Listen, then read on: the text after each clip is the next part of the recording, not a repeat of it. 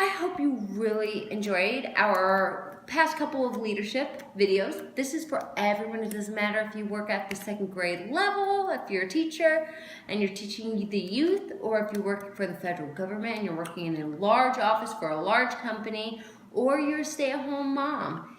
This information applies to anyone and everyone who would like to take the time to watch this. So, the game of basketball. Which one of you people out there loves to watch basketball? I know some of you do, and maybe not all, and if not, I understand, I'll accept it. But there's one person, Michael Jordan. He is, well, what's interesting, I gotta add this, but more and more youth and kids out there go back to school and they're walking around in their Air Jordan shoes, and most of them have never even seen Michael Jordan play before, which is a crazy concept to think about. Shows how much time has passed, but his legacy and the legend of Michael Jordan still remains today, even though it's been years, generations and generations. I mean, they can watch it on YouTube, that helps too, but physically live watch him, none of them probably have. So anyways, he is a strong leader. Obviously, he has a strong personality, a stubborn guy, hard-headed.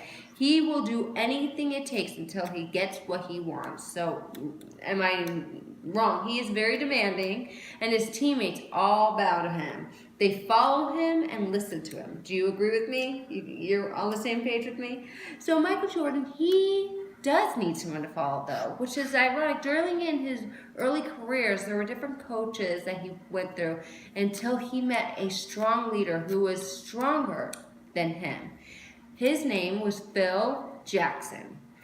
And he looked up to him, and he learned from him, he followed him, and the result was he won 6 championships, which is a great story.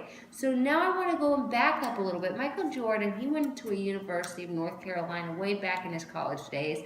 What happened is he played for an amazing coach, Dean Smith. And Dean, I ask you, was he a weak leader or a weak coach or a strong coach? Dean was amazing. He had such great people skills. He knew how to get the most out of his players. And Michael Jordan really looked up to him and started to learn and value him as a leader and follow him. To learn, he became a mentee to him and started to apply it.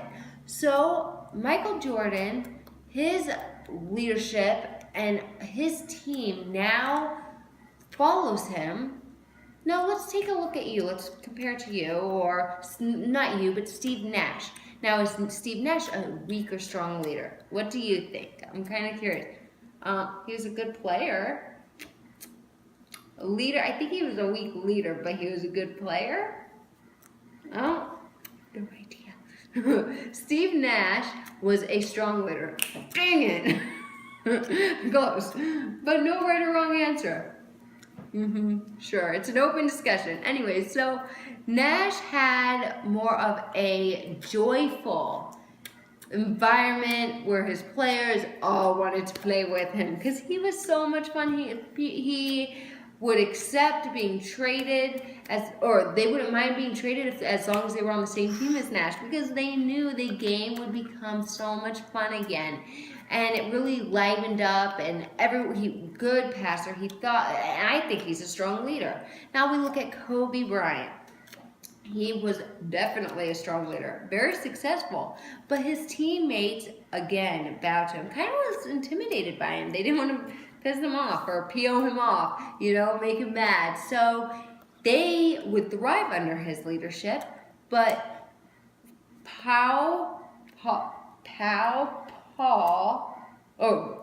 Gasol. Yes, he is from Spain. Awful. Yeah, couldn't say it. So, some players really have succeeded, but you need the right DNA, and Kobe was not for everyone.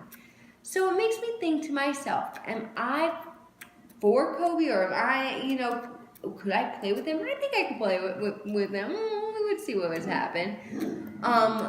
Lee James was a great leader, strong. Some players stayed loyal to him, but some players wanted to leave him.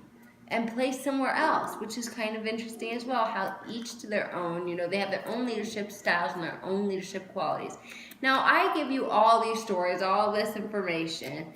So if you work, as I mentioned, second grade level or the federal government, and you feel like, why am I going to apply this information, or why should I even value this information? Well, think of where you are with your leadership. As a leader, which one are you, or where are you? Where do you want to go, or where do you want to be? Where do you want to be in your life, in your career? What do you want to do? Maybe you have a dream sitting in your head, and you want to spring and act on it. I suggest the first thing that you should do, first things first, is find a leader who has been successful in what you want to do, who has all those qualities, and take notes and learn from them, and be a mentee to them. Let them mentor you, and see 2, 3, 4 years from now what you have accomplished and where you'll be. You have one shot at life, so you got to make the most of it. All right? See you next time. The two of us are going to go eat dinner. Yes, I'm hungry.